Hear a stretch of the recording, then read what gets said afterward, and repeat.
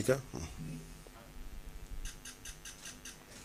ఈ ఫోటోగ్రాఫ్ ఇది డ్రోన్ ఒక 8 కేజీల ఫుడ్ ప్యాకెట్ని ఎట్లాగా అది వాళ్ళకి అందజేస్తుంది అనేది ఆల్మోస్ట్ మోకాళ్ళలో నడుము లోతు నీళ్ళల్లో ఆ డ్రోన్ ఎలా పనిచేస్తున్నాయి అనేది జస్ట్ చూపించడానికి ఇది.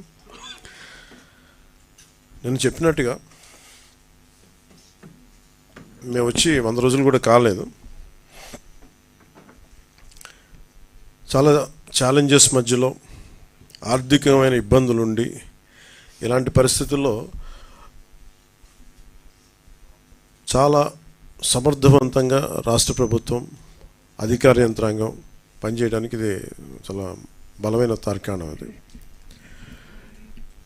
గౌరవ ముఖ్యమంత్రి శ్రీ చంద్రబాబు గారి అనుభవం ఇలాంటి విపత్తు సమయంలో చాలా బలంగా మనకి చూపిస్తూ ఉంది. అలాగే 2014-19లో కూడా ఆయన ముఖ్యమంత్రిగా ఉన్నప్పుడు హుద్ తుఫాన్ డిజాస్టర్ మేనేజ్మెంట్ కూడా ఎంత బాగా చేశారో తెలిసిందే. ఆ టైంలో కూడా నేను ఒక 50 లక్షల రూపాయలు డొనేషన్ ఇవ్వడం జరిగింది.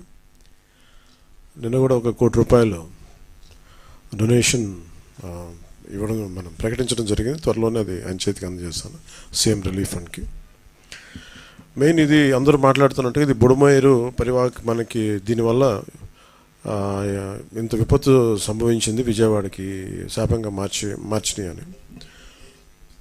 నిన్న అంటే ఒకటి ఈజీగా ఏ ప్రభుత్వాన్ని తిట్టేయడం చాలా తేలిక. గతంలో కూడా చూస్తే మనం పోయినసారి కూడా వైసీపీ ప్రభుత్వం ఉన్నప్పుడు నేను చాలాసార్లు మాట్లాడినప్పుడు చాలా ఒక నియమాలతో నియంత్రణతోనే మాట్లాడేవాడిని. అలాగే మీ దృష్టికి ఏం తీసుకొస్తున్నానంటే బుడమేరు పరివాహక ప్రాంతంలో దాదాపు 90% ఆక్రమణలు ఉన్నాయి. ఈ ఆక్రమణలే బుడమేరుకి మన విజయవాడకి శాపంగా మార్చేసినాయి. ఇవన్నీ ఇప్పటికీ కొన్ని ప్రాంతాల్లో ఆక్రమించిన ప్రాంతాల్లో ఇల్లు నిర్మించారు. తర్వాత నిర్మించిన ఇళ్ళకి అవుట్ఫుల్ డ్రైన్స్ లేకపోవడం, వరద ఎటు వెళ్తుందో తెలియక అది విజయవాడ సగం నగరాన్ని వరద నీరుతో ముంచెత్తేసింది. ప్రతిసారి ఇప్పుడు మీరు హైదరాబాద్లో చూసినా కానీ వాళ్ళ హైడ్రా అని చెప్పి వాళ్ళు స్టార్ట్ చేసి డెమాలిషన్ డ్రైవ్ కొన్ని వందల చెరువులు ఉన్న ప్రాంతాన్ని, లోతట్టు ప్రాంతాలని, ఫుల్ ట్యాంక్ లెవెల్ ప్రాంతాలని ఒక 20 yearsగా 30 yearsగా ఏం లేదు, వరద లేదు, నీళ్లు లేవు అని చెప్పి ఇల్లు కట్టేయడం జరిగింది అక్కడ కూడా.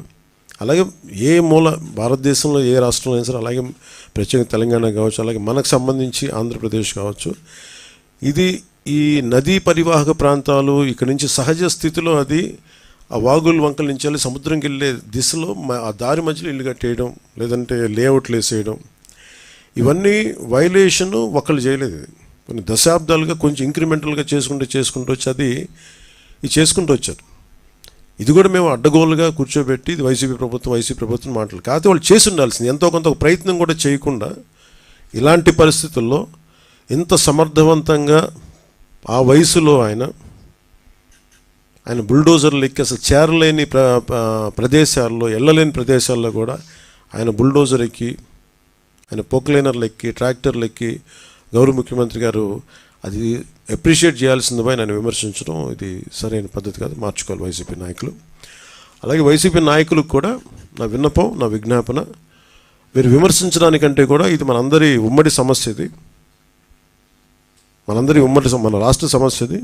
సో మీరు కూడా నడుము వంచి, మీరు కూడా బయటకు వచ్చి, మీరు కూడా సహాయక చర్యల్లో పాల్గొనాలని మనస్ఫూర్తిగా కోరుకుంటా ఉన్నాను.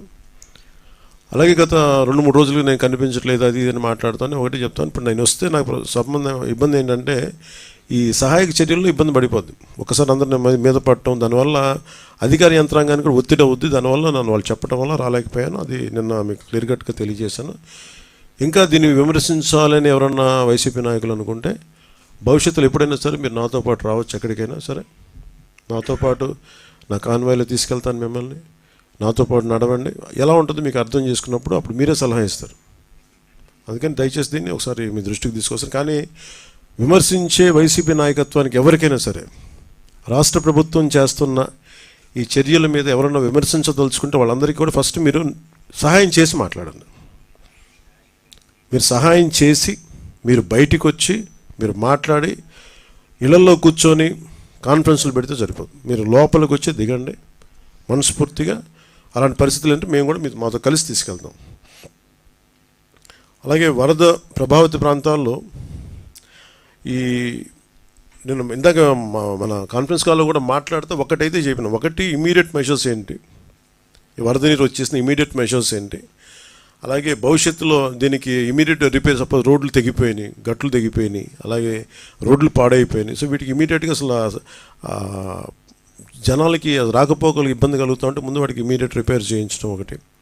అలాగే రెండవది పర్మనెంట్ రిపేర్స్ ఏం చేయాలి, దీనికి ఎంత దాదాపు ఒక 200 కోట్లు ఓన్లీ పంచాయతీల వరకు తీసుకుంటే దాదాపు ఒక 96 కోట్లు బడ్జెట్ ఒకటి ప్రతిపాదించారు.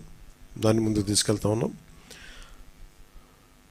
దాంతోపాటు మేము అడిగింది ఏంటంటే, ఒక మన ప్రిన్సిపల్ సెక్రటరీ గారు శశిభూషణ్ గారి దృష్టికి తీసుకెళ్ళింది ఏంటంటే, అసలు భవిష్యత్తులో ఇప్పుడు ఉదాహరణకి మీరు ఫారెస్ట్ డిపార్ట్మెంట్ మీరు చూస్తే నేషనల్ మీరు government of India environment forest department వాళ్ళ ఎలా ఉంటుందంటే, ఇప్పుడు ఎక్కడైనా సరే భారతదేశంలో ఉన్న ఏ ఇంచి అడవిలో అయినా సరే ఇంచి కూడా it's completely remote sensing agency ద్వారా it's completely monitored and photographed. అంటే గత వారం ఎట్లా ఉంది, పోయిన వారం ఎలా ఉంది, రెగ్యులర్ మానిటరింగ్ ఉంటుంది. అంటే మీరు ఒక ఫారెస్ట్ డిపార్ట్మెంట్, మీరు ఫారెస్ట్ ల్యాండ్లో మీరు చిన్నపాటి ఒక పాక వేసినా కానీ it can be sensed, it will take a photograph. చాలా క్లియర్ కట్గా డిమార్కేషన్ చేస్తుంటాయి, ఇది ఫారెస్ట్ ల్యాండ్, ఇక్కడ వైలేషన్ జరిగింది. అదే తరహాలో భవిష్యత్తులో ఇప్పుడు మన ఒక డ్యామేజ్ జరుగుతుంది, దీన్ని అడ్రస్ చేస్తాం, దీన్ని బయటకు వస్తాం. భవిష్యత్తులో ఇప్పుడు మనం ఏమనుకున్నా, ఇప్పుడు కూర్చోబెట్టి ఇది వైసీపీ వల్లే జరిగిందని నేను మాట్లాడలా.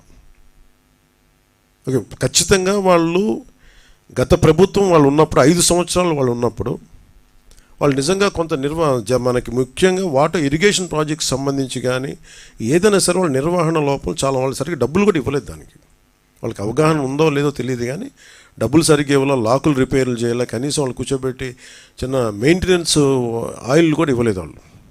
ఇలాంటి పరిస్థితులు చేశారు. అలాగే మీరు అన్నమయ్య, మీరు వించా డ్యామ్ కూడా మొన్న కూడా నేను మన కడపకి వెళ్తే ఆ జిల్లాలో కూడా చూస్తే వాళ్ళు చాలా నిర్లక్ష్యంగా, లష్కర్ ఒక ఆయన వచ్చి చెప్తున్నాడు, మీరు ఇక్కడ వరద వచ్చేస్తుంది మీరు పట్టించుకోండి అంటే ఒకళ్ళు పట్టించుకోలేదు. ఆయన ఇండివిజువల్గా ప్రభుత్వం చేయకపోయినా, అప్పుడున్న ముఖ్యమంత్రి గారు చేయకపోయినా, అప్పుడున్న సంబంధిత మంత్రులు చేయకపోయినా ఒక లష్కర్ వచ్చి, రామయ్య గారు వచ్చి ఆయన బయటకు వచ్చి ఆయన అందరినీ అప్రమత్తం చేసి చాలా ప్రాణాలు గట్టెక్కినాయి. ఇప్పుడు విపరీత నష్టంతో. సో ప్రతి పనికి అలాగే ఈరోజు మేము అందరం కోరుకుంటుంది కూడా మీరు గత ప్రభుత్వాలు దీన్ని అర్థం చేసుకొని మా సహకరించాలని మనస్ఫూర్తిగా కోరుకుంటూ, అలాగే వరద ప్రాంతాల్లో, ప్రభావిత ప్రాంతాల్లో నిత్యం పర్యటిస్తూ అన్నిత్యం అధికారులతో సమీక్షిస్తూ గౌరవ ముఖ్యమంత్రి చంద్రబాబు గారు తిరుగుతూ ఉన్నారు. అలాగే NDR national disaster response force, అలాగే స్టేట్ డిజాస్టర్ రెస్పాన్స్ ఫోర్స్, అలాగే పోలీసు, అలాగే మరి నిజంగా నిన్న డిజాస్టర్ మన పైకి వెళ్తే పైన మన డిజాస్టర్ మన స్టేట్ డిజాస్టర్ రెస్పాన్స్ ఫోర్స్ ఈ కమాండ్ సెంటర్కి వెళ్తే ఫస్ట్ టైం మీడియా ఎంత యాక్టివ్గా ఉన్నారనేది నాకు చాలా చాలా ఆనందం వేసింది. ఆయన సిసోడియా గారు కూడా చెప్తా ఉన్నా, state disaster response force head చేసి ఆయన